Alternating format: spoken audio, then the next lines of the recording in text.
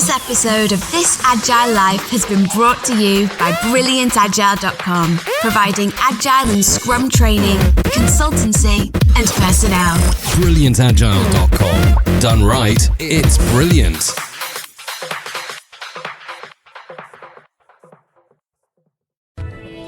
This Agile Life, episode 96, direct from Agile 2015 in Washington, D.C. Natalie, what is the name of this podcast? We like big boards and we cannot lie. Those other brothers can't deny. The software industry transforms more and more every day. Agile methods are quickly replacing traditional ones. The question is, are you agile enough? This podcast is devoted to agile and lean software development. Time to welcome your agile coaches on This Agile Life. Vance are going. Wow, so, hey, we're at Agile 2015 and we're just talking about stuff. So this is This Agile Life with a whole bunch of people here at Agile 2015 in Washington, D.C. So, I'm going to interrupt you, Jason. It's not just This Agile Life. We also Welcome have... to the Agile Revolution. Indeed, it's Greg.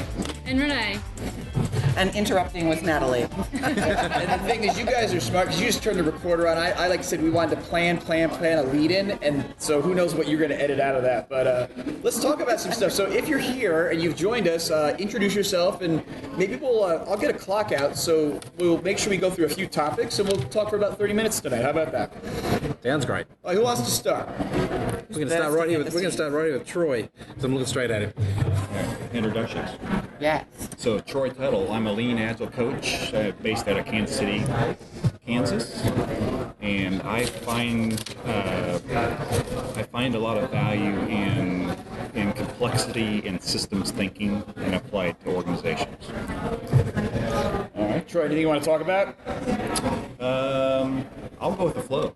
Okay, so you're going to pass. Yeah. Who's next? Stephen Vance. I'm the director of Agile at Zipcar. Quick little shout out to Merrill Lamont, number one This Agile Life fan, who was on the Agile Games podcast with you guys a while back. He just wanted me to say that. No, anyway, I like blending sort of good analytics, people stuff, and systems thinking with a lean flavor into my organizational transformation. Okay, well, could we start a topic right now just for people? Because Stephen, I know one thing you wanted to talk about was you have your own version, your own framework, right, to scale. Yes. So I know, Natalie, you might have some thoughts on that. So Are you throwing me under the zip car? Yes. Yeah. So tell us what you're doing. Like, give us an elevator. We have zip vans too, just not zip buses. So give us an elevator pitch for your approach, and if you can, what makes it unique? So I'm almost reluctant to call it a framework, but just because it exists and has some parameters, it is a framework. I'd almost call it an unframework. And specifically, I don't enforce a particular way of practicing Agile on the teams themselves as long as they meet a certain contract with the organization. The idea is that we have a certain way of formulating work, and so they take work from a queue as a team and at a larger, and that's when they do the breakdown. They have a certain minimum set of requirements in terms of continuous integration, which facilitates the coordination and sharing of source bases. In terms of coding standards, there are some practices that are sort of suggested, and then they have to be able to produce some level of working software of a certain quality and some level of forecasting and progress reporting to facilitate, the larger organizational thing. But within those parameters, everything else, we don't tell them how to estimate, we don't tell them whether to do stand-ups, anything like that. We also expect continuous improvement, but within that, it's entirely between the team and their coach. Okay. Someone ask Stephen a question about his framework, please. What have you called it? Outcome-oriented Agile? I do not want to put a label on it. Okay, so it's otherwise known as Symbol? Sure. What the artist formerly known as. I would buy into something like outcome-oriented Agile better than most of the labels I've thought of. Yes. Ooh, ah. That would be the acronym. I'm just that. Oh, I love me some acronyms. TLAs are good. So I guess, Stephen, a question I have is there any particular reason why your organization went down this road as opposed to not using one of the, I want to say, the more marketed frameworks that we've heard about in Agile 2015? SAFe, LASS, any of those? I'm of the opinion that Scrum can't last you forever. And also that things like normalizing story points go entirely against the grain of what they're supposed to do, and that we have this thousands-of-year-old way to roll up forecasts between teams. It's called a calendar. And so why do we need to tell them how to say something in the terms of that calendar, as long as they can say something in terms of that calendar? And besides, this allows teams to individually move their own directions and then cross-pollinate as they see fit, rather than rubber stamping something. So what do you do when a team is not performing? Everybody has a coach. Everyone has a coach? Everybody has a coach. Okay. Yeah, we call them Scrum Masters because that's a label that the organization knew how to make sense of from an HR perspective. But I'm hiring people who are coaching capable, and we have a community of practice among the coaches where we trade experiences and help each other out. To, if something gets stale, somebody else will step in and help facilitate things, especially if the coach wants to be more of a participant. Okay. Is there a predefined set of things that the team must do, and that's provided to them, and say that, whether it be metrics or certain things, are you providing them some guardrails or?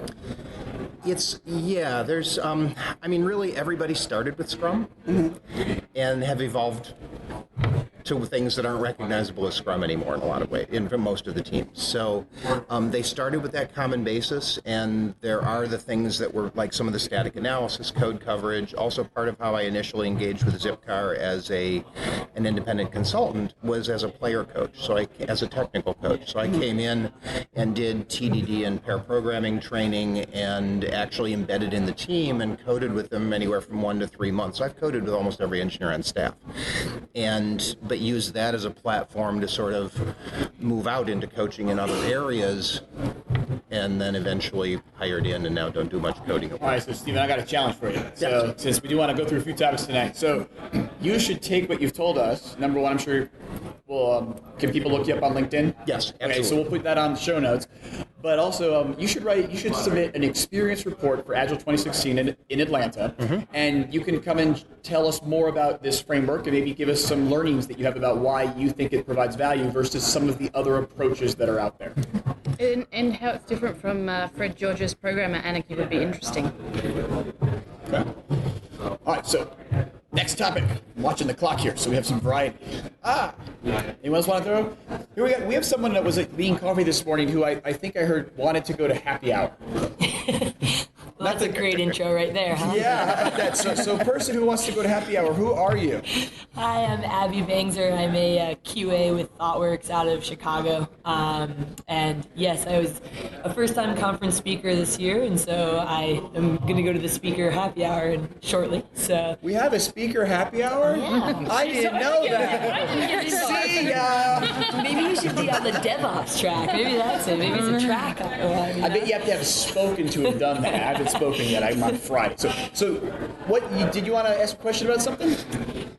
So the reason that I'm back here, I think, from the Lean Coffee was we were speaking a bit about kind of Scrum boards being something which covers from ideation all the way through to deployment. And so what I did speak about is, as a QA, you can sometimes get a little bit stuck in testing that feature, and what I tend to break out of that box and try and get involved in quality of all the way through to production and the deployment process, because being quality on the development machine isn't really worth it. So it was an interesting concept that was raised, and I was a huge fan of the idea. So yeah, where that stemmed from, I'll share, since I injected a topic about big boards, and we were all making jokes about we like big boards at Lean Coffee, was an experience report we talked about on episode 95 for This Agile Life that Melanie Hopwood gave about her team, and they have a product board that's full life cycle. And then even a few people after the session, and then also even a few people on Twitter actually posted comments about, like, maybe you should make your board smaller and your process simpler. And what came out in the Lean Coffee that I think you brought up, Abby, is that there's value in seeing the whole thing. So by a show of hands, we got 9 people around, no, 10 people around the table here. Who thinks it's a good idea? Like, big boards or not big boards, or Thumbs up. thumbs up? Okay, so we're all gonna have fun with this big boards thing. So all right. Anyone else? So who's got? Does anyone else have a full life cycle product board? Like I guess we described at Lean Coffee. I think one of the things that we've spoken about, Renee and I have spoken about before, is you at least want to be able to look left and right of the board.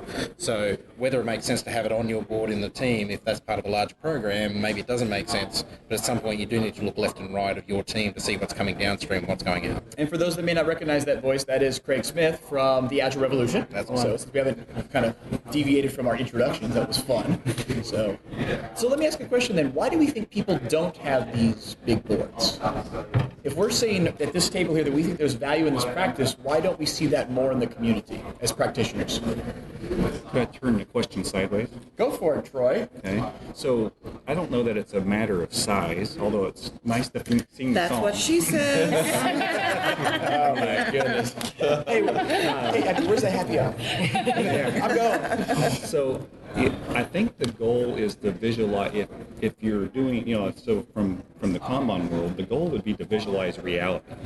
And if your reality is big and messy and long, visualize it, right? And find the problems with it. And if it's small and short and compact, then visualize that, right? And whether it's big or small, it doesn't matter. I think the important thing with visual management is to visualize reality, not an ideal, is the key for me. And that's what we spoke a lot about in Lean Coffee, was that when you're talking about make it simpler, cool, but you can't make it simpler if you're not honest about where you start. So if 36 feet is indicative of the fact it's too much, great, but let's put it out there, be honest about it, and then figure out what we can pull. The 36 feet is telling us something. Yeah. And I actually make a reference in one of our previous presentations around if your work's in that complicated space, then you can have a really simple board. If it's in the complex space, then you actually need to have a wide board, which does represent your full value stream map. And I think this might be a case where the tools limit what we think of as possible. Yeah. It's hard to fit that big and that complex a board on even the widest of screens. Yeah, definitely. So I have a question about this. How do you think a big board impacts a team and their ability to focus on the work at hand and not what's coming and the grandeur of it all? Any thoughts on that? So I've had a team once that had about a 7-meter wide board, which had 100 cards on it. We still managed to get through the daily scrum in 10 minutes, and it was really, really valuable, the discussions. So yeah, we looked for the outliers, what wasn't moving, what was moving, but it's still just as effective. Because we've been experimenting with teams with limiting work in progress and having them laser focused, and have had some successes by removing the noise from the team. So it's kind of two different ways of doing the same thing, getting to that end goal, but with a different focus. Big picture down to laser focused, and I think there's value in both based on where the team is in their journey. So, but it is still a different approach that people can take. What I'd be worried about with the lasered focus is job happiness and kind of connectedness to the business value that you're producing as a development team. I've been on teams that developers have felt that it was a waste of their time to go to showcases, and that they were getting pressure to get stories out. They didn't have time for those showcases, and that showed to me that they didn't actually feel a connection to the value you're producing for our end users. And I think that a board like this that can show the value you're going to be providing and why we're moving in certain directions can target your questions about maybe story breakdowns and things to actually, is that implementable, and not like, do you agree or disagree? You're like, oh, I see where you're coming from on that, but to implement it, we have these other questions. And I'm just wondering if you as a QA or someone UX designer or somebody, being able to see forward must be a bonus, because you're not always just testing the software, but you want to test the ideas that are coming down to it, right? Absolutely. I mean, there's that whole school of context-driven testing, and I think that's the idea of that you only have to worry about what matters for the value you're providing. And so we were in a session earlier this morning with Lisa Crispin and Emma, and they were talking about how you test an input field is going to be very different, or form. It's going to be very different if it's going to be used mobile or web. It's going to be very different if you're targeting adults or children. And that's why it's good to know if you're shifting focus of the product as a whole. All right. Thank you for sharing. So Go get a drink. I will stay. You guys are really throwing me under this drinking bus here. That's good. Because I don't. For those listening, I am still here and with no beers in front of me. I don't know where it is. You can tell me where it You'll be is. double fisting by the time you get down there. Okay. We know. Let's do a few more. We're doing about 5 minutes. We don't have the Lean Coffee buzzer, but who wants to throw another one out there and introduce yourself? Sure, I'll go. Who are you? Hi, I'm Jenny Tarwater, also an Agile coach from Kansas City, like Troy. What I get excited about is new organizations that are just discovering this fantastic way to examine things and get feedback and adapt and change as you go. And so I've spent a lot of time at the conference going to talks and workshops about how to learn these concepts, and they've been fun. So what'd you do today then? So one of the things I did today with Jason Tice was we went to Waterfall Theater, in which we learned how to iteratively create sketch comedy. No, let's be specific. We put on a show. We did. We put on a 12-minute sketch comedy show about waterfall development. Yeah. So John Grinsaw Present, right? Well, there we go. I just learned.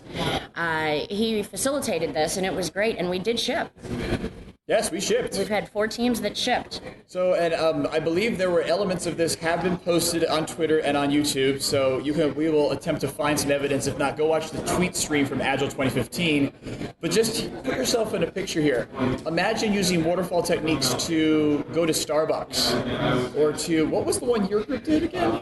We kind of did the arc of a couple that dated and got engaged and then grew old together. Yeah, and I know the group that I was in, we're going to plan this trip to Disney World, and we kept planning and planning and planning. And then at the very end, after we had invested a lot of time to plan, our kids decided they wanted to go to see, who was it?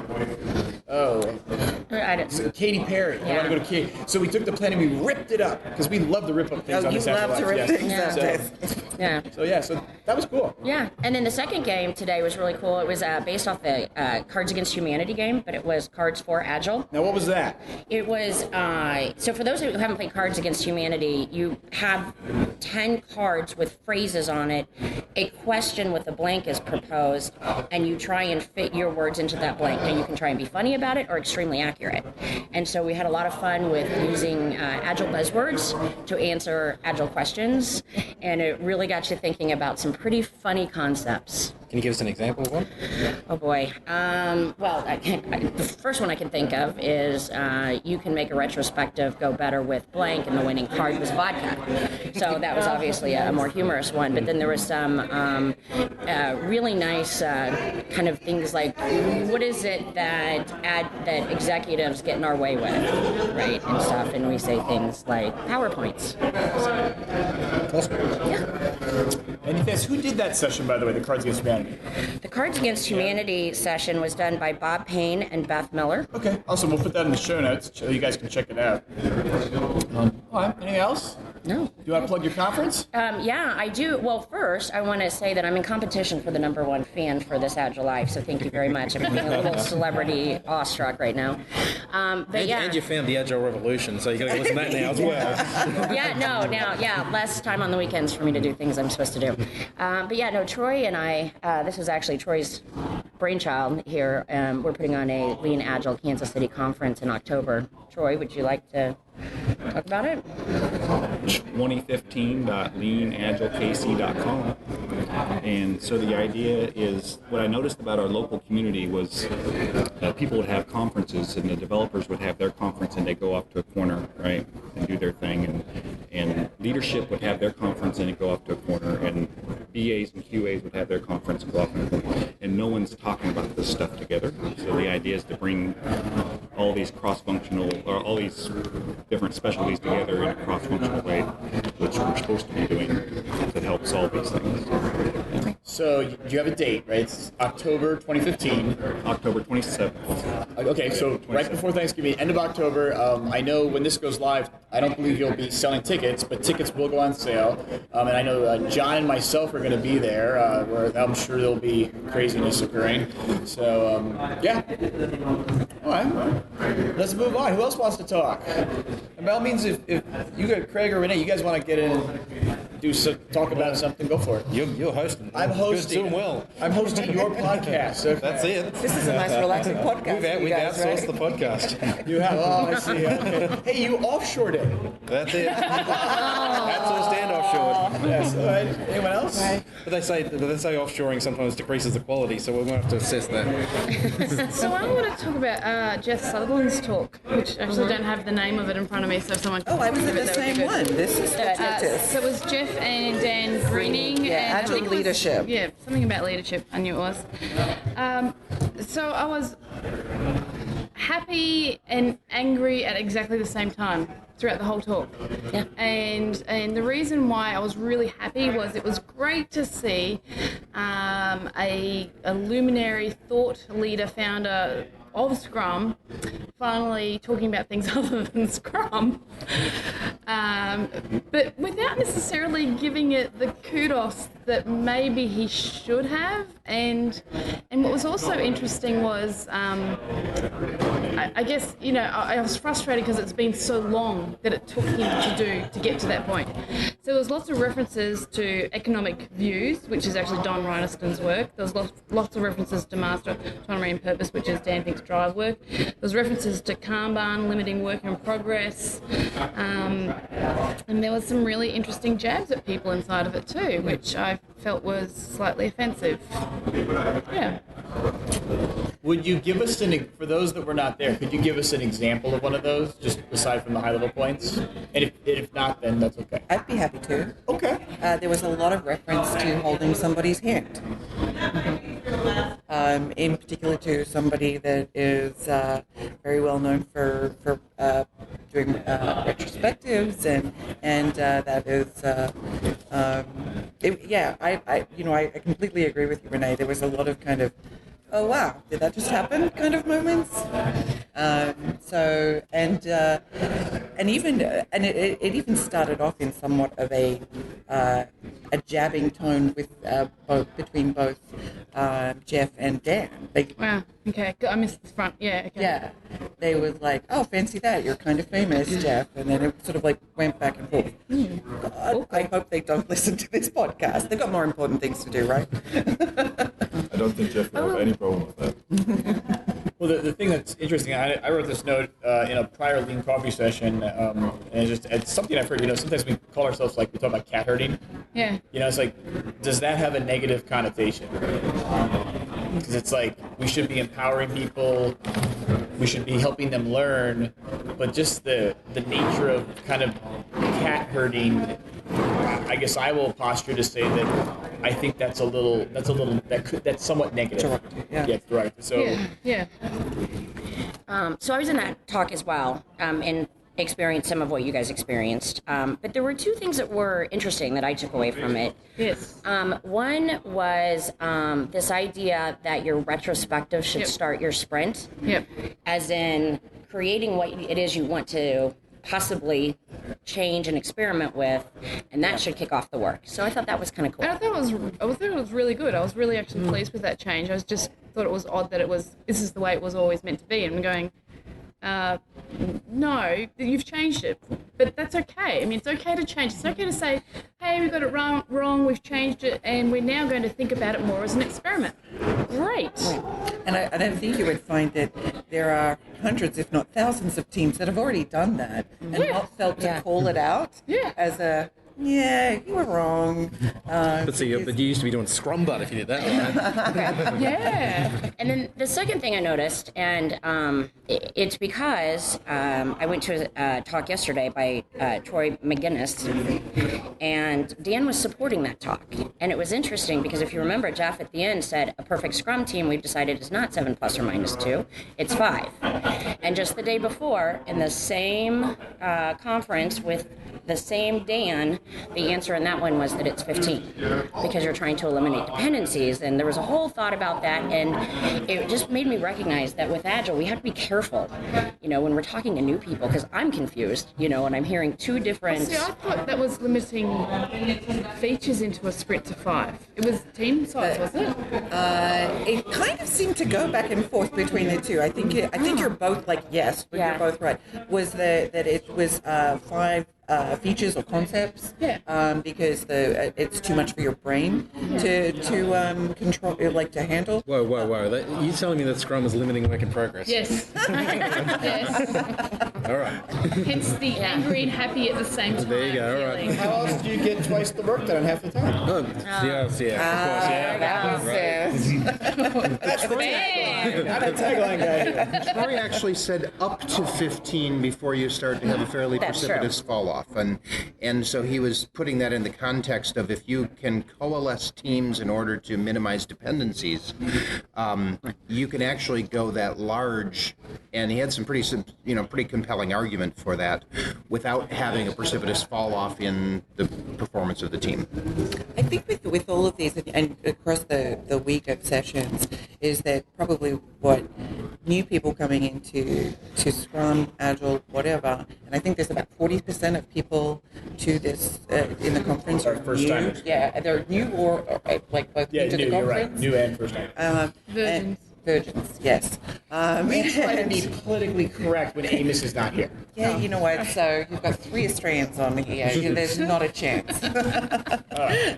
So I think that there's a tendency for some presenters to present as if their word is law. And I'm going to give Renee a shout out, and I've had several colleagues say the same thing. Renee is so laid back when she was giving her presentation, and it was not officious. It was very consumable, and it didn't feel like you must do this or you're failing. And I think that there's other sessions that I've been to where it felt like this is the only way to do it. And for newbies to hear that, that's incredibly confusing. I think that there needs to be a little bit more of an attitude of these are options. You need to evaluate each individual, situation and apply and try, what you think may work best. But to call it like it is, that's jockeying in the market, because there's a lot of new people here who want help, who want to buy training, who want to buy coaching, and so of course people are going to jockey and say, hey, check me out, it's the best thing ever. So I guess my response to that then is if the intention of this conference is to educate and not sell, then perhaps it needs to be more transparent as to that. Which one you're doing? Yeah. But the interesting thing is you can't, and Jason, you're a track chair. I've been a track chair previously. But you can't tell that in a summary. So you can take something about maybe who's presenting it, but you don't want to bias the decision on that. You can look at something, and I'm sure every one of those talks, and I know I reviewed lots of them, and I've seen some of them, and some have been good, and some of them I think, how the heck did that even get through? And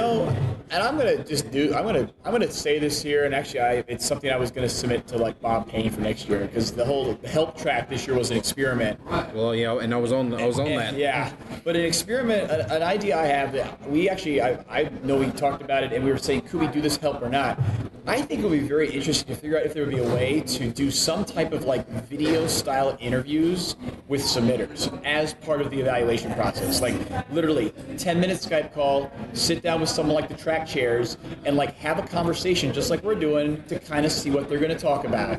And yes, someone could game it, but I would say another cool thing is that could be made fully transparent. So put them all on YouTube, and then if people want maybe submit via video. Yeah, you can maybe do a lightning version, 5 minutes of your talk. Well, that's a good idea, but I like the idea of having a conversation. We write user stories to have conversations. Write a conference proposal that's like a user story, and then as part of the evaluation, let's have a conversation about it. I know there's work involved, and I would think that maybe there's the need to do kind of figure out how we make that scalable. But I think there's an idea there that may improve, that would give us better data to make better choices for the program. I think it's a great idea. I don't know whether it's scalable across the thousands of submissions that come in, but I think if you even get through that first round or something. The way I would say is like to do some type of a prelim vote and then kind of screen down and use that to make the final selection. But so I'm gonna submit that to Bob Payne, who's Bob Sarney. There's too many Bobs in the Agile space. So Bob Sarney, who's the conference chair for 2016, and there are lots of great ideas. If he likes it, he can roll with it. If not, we'll go from there. So, want to do one more topic and then we'll wrap it up? Anyone else got one more? Or are we all so dying to go to happy hour? Still here. Just to be clear. Thank you, Abby. Happily still engaged. For the listeners, she actually ducked out and just came back. Yeah, she brought us all drinks. We wish. Clink. Anyone else? If not, I got one way to wrap it up. So I can suggest something. Okay, so this is a new voice. This is Serge Bomat. Okay, I'm an Agile consultant from the Netherlands. And with respect to expertise, I tend to do large-scale implementation, so 25 teams at the same time, 15 teams at the same time, stuff like that. Also smaller ones.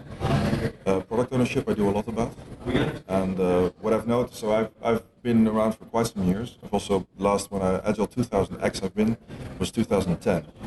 And one of the things I really noticed that if you have a lot of experience, the whole tracks this year were pretty much elementary or introduction stuff. And that does make sense because all the people I've talked to are very new. I think most of the people around the table here probably already in this space for quite some years, maybe 10, maybe 15, I don't know. But there's a whole new world of people to help, to address. So I basically, for the whole week, ducked out of most of the presentations, and I sat back there near the Scrum Alliance booth, and I've been coaching. And that's been tons of fun. To help people to get some one-to-one conversations out. It's also very interesting to see what the things are that people nowadays have an issue with. So my experience is like the old stuff plus enterprise scaling, which tends to be the addition of the new. So I was wondering what your experience there is in what the new generation wants.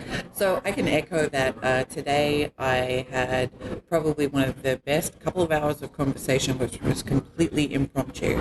I was a booth bitch today, and somebody came by. So Chris Sterling was there with me, and just happened to introduce me to. I'm going to get the name. Hopefully, I get the names right.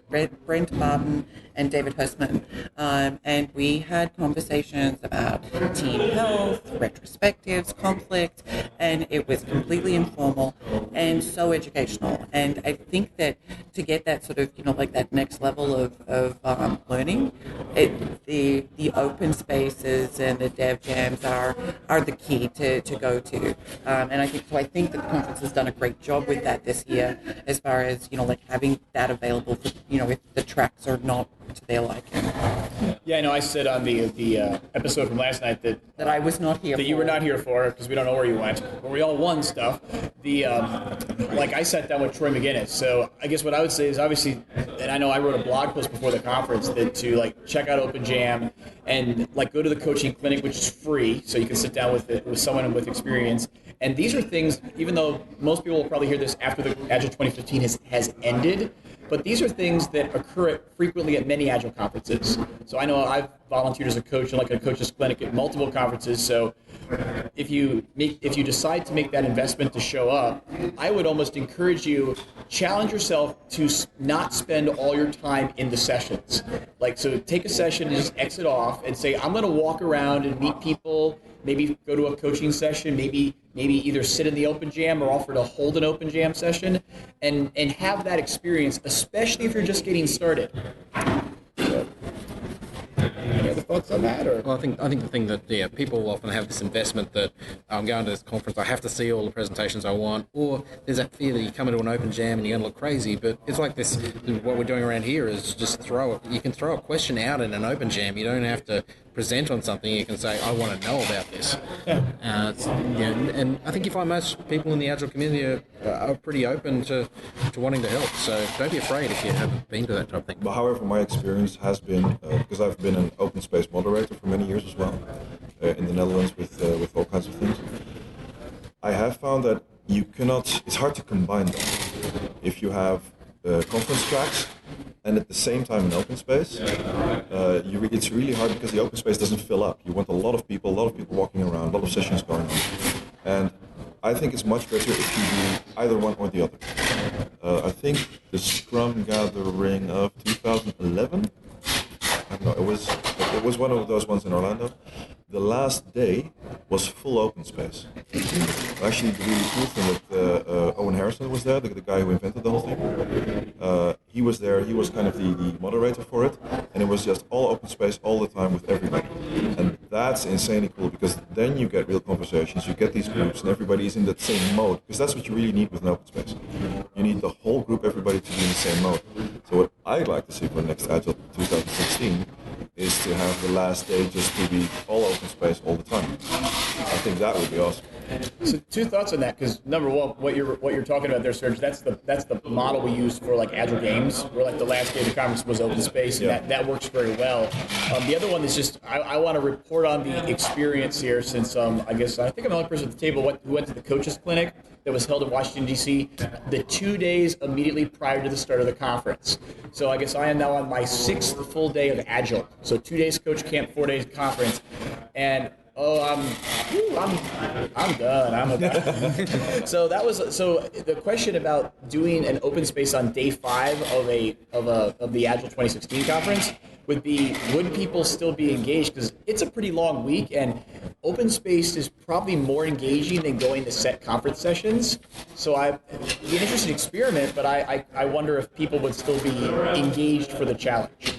And I was thinking more around, to your comment around, the difference between expertise inside of the conference itself, and it's something that we were considering inside of Australia is having this ability to split beginners versus experts and have some content for experts potentially in the program, or just to render to both of those audiences more evenly. Yeah, and also the level of depth, because what I've really liked in the coaching I've done in those coaching clinics is because it's a conversation, just like you would have in open space. I mean, you can really get deep down into the problems that they have, talk to some issues, and generally, I mean, a lot of teams come back. All teams have trouble with integrating incidents into their regular work. They all have trouble. Like, some teams keep coming over and over, not getting story points. There's a whole boatload of those things. But at the same time, they have this unique way, or their organization doesn't see the issue in their own unique way. You really have to drill down into that. So, to my mind, the whole reason open space exists is, it was about the conversation outside of the regular sessions. That's how it existed. So I think that is super valuable, and especially to bring like the new and the old together to have a conversation. So are you going to go see Dan Mesnick talk about that tomorrow? Probably. I haven't. I live from day to day, actually. Oh, you live? Okay. Yeah. So he's doing a session about using open space more frequently in Agile on Friday morning. So, so here's a fun way to wrap this up here. So let's do a lightning round in terms of tonight is the party. If you're not going to the party, I guess you can pass, or you can just make something up. We were asked to wear superhero costumes. So what are you going to wear? I'll go ahead and start. I didn't bring a costume, but if I had a costume, it would be Raven. Okay, and the reason we're doing this is we're going to tweet these pictures out for fun, okay? So Natalie's Raven, Renee. So I'll probably take my improv anti-hero person, Skank Girl. Yes! Okay. Craig. Well, I didn't bring a costume either because it was so hard to bring it in luggage. It was like, do I bring underwear or a costume? And so, I'm not going commando, so there you go. That's what I chose. You can be underwear man. Well, I thought of going as Invisible Man, but then someone said, well, don't bother turning up. So I'm just going as Agile Dude. Okay, Abby. Those are all much more clever answers than I also do not have a costume for tonight, so. I've got a Wonder Woman t-shirt. Yes. Oh, yay, someone. Check the box. Serge. I think if there's any superhero that goes well with the drink, it must be Iron Man, because the guy is a drunk. And the suit is awesome. So I didn't know that this whole thing was going on, the superhero thing, before I came here, so I didn't take anything. But if I would have been here, it would have been as Iron Man with a stiff drink in my hand. So. I'm so envious of that answer. Can I be like Mrs. Iron Man? Oh, yeah, definitely. Okay, good. Yeah. Drink in hand. Yes, and. Right there. Yes, and. It's a bit of a stretch, but I am already in costume as the alter ego of the Tick. Okay, this is what he wore in his day life. We tweet that one out right now. Okay. Steve Vance. Okay. So, Troy. So I guess I would go around to all the superheroes and tell them to leave because heroes have no place on Agile teams. Kapow. Beam. Mic drop. Beam. Wow. And I'm going to go through my vendor shirts upstairs and throw one of them on, and we'll figure that out. So, but guess what? That's all the time because there's a party to go to, right? Or something. So we thank everyone for listening to our joint podcast with the Agile Revolution and also the Agile Life and great people that we've met here at Agile 2015. So if you're listening to us, we will put some show notes up that have links to the talks and various things we talked about, including the ability to reach out to Steven or Troy or Serge. Can we put your information on? Okay, so Serge out there if you want to connect and follow up with them. If you have feedback, just let us know one way or another. We're pretty easy to get a hold of on Twitter. And that's it. So thanks for listening and keep living this Agile life. Or as we say, viva la revolution. This Agile Life is brought to you by a community of Agile developers and coaches aspiring to spread the word about this groundbreaking approach to software development. Join us at thisagilelife.com/community.